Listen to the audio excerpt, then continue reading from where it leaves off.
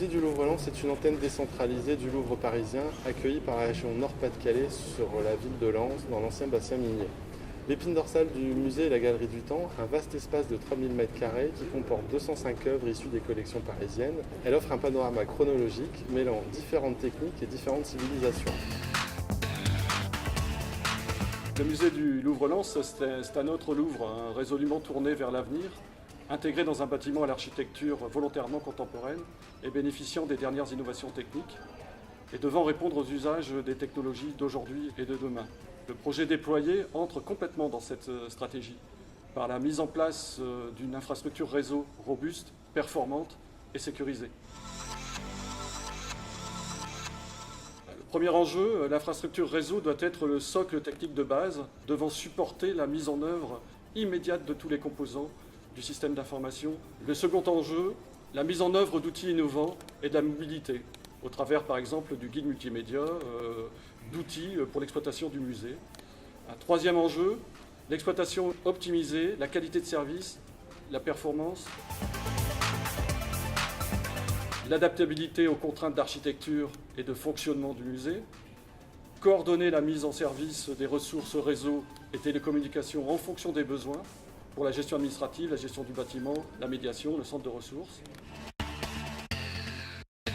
Alors, pourquoi la région a-t-elle choisi Mytel et Ineo Digital?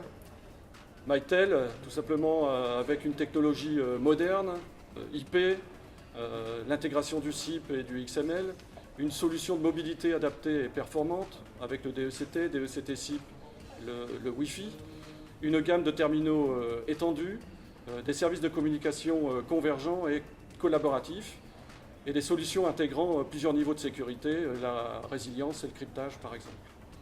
Ineo Digital, pourquoi l'avoir retenu?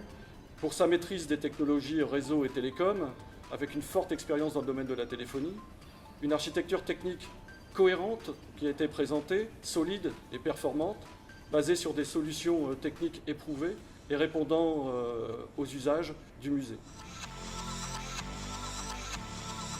Après l'ouverture du musée, on a constaté plusieurs bénéfices aux solutions Mytel Ineo Digital. Le premier, la simplicité d'utilisation. Les interfaces d'administration sont relativement simples à utiliser. Ça nous permet d'être assez réactifs et rapides pour le déploiement des postes téléphoniques. Deuxièmement, la sécurisation du système.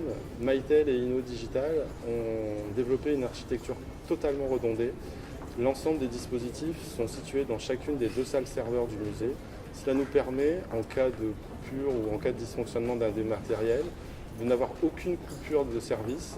La mobilité, l'intégralité du musée, aussi bien les surfaces d'exposition que les surfaces d'exploitation, sont couvertes en DECT et en Wi-Fi, ce qui permet aux équipes de maintenance, de sécurité, mais également aux équipes informatiques, la médiation, d'être joignables, peu importe leur localisation dans le musée. Grâce à cette infrastructure, ça nous permet de mettre à disposition des visiteurs un accès Internet totalement gratuit. Ça permet également à nos 2000 guides multimédia de remonter les informations de visite sur notre site Internet. Grâce à la mise en place d'une solution SVI et de la solution de taxation de Mytel, nous avons pu améliorer notre accueil téléphonique. Grâce à la taxation, on est en mesure d'avoir des informations qualitatives sur les pics d'appels en fonction des jours de la semaine.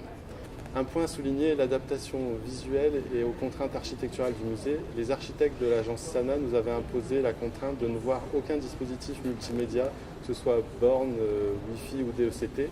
Les équipes d'Ineo et de Mytel ont réalisé de véritables prouesses technologiques pour dissimuler l'ensemble des dispositifs tout en maintenant une qualité de signal optimale, et ce sur l'intégralité du musée. Les axes d'évolution sont de 3 types. La première concerne la couverture Wi-Fi DECT. On souhaiterait l'étendre à une partie du parc pour permettre aux agents d'entretien d'être joignables, peu importe leur localisation.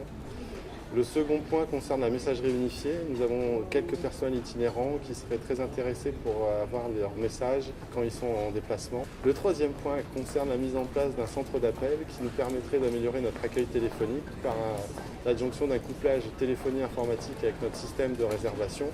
Ça nous permettrait également de faire un routage par compétences, mais également de pouvoir mettre des annonces en fonction des événements liés au musée.